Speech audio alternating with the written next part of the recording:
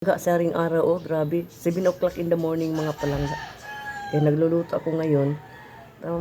Masyado nang mainit mga palangga kasi wala nang ulan. Okay. Tapos ito ang niluluto natin ngayon.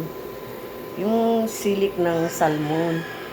Tapos nakuluan natin, inalambot. Ito na lang ang ilagay natin, yung nakaready ng malunggay natin mga palangga. Oh, inugasan ko na to. Tapos maya-maya, konting kimbot na lang ilagay natin dito para maluto. At simple lang ang ulam natin every this morning mga palangga. Oh. Yeah. Tapos,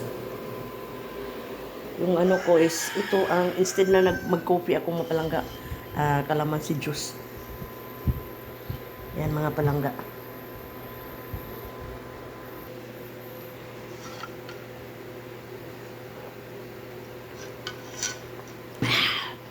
Sarap ang lemon juice.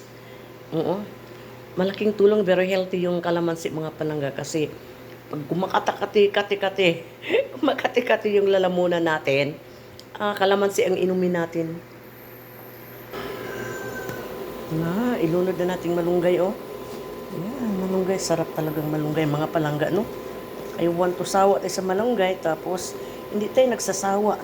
Hindi ako naumay sa malunggay, mga palangga, kasi very healthy.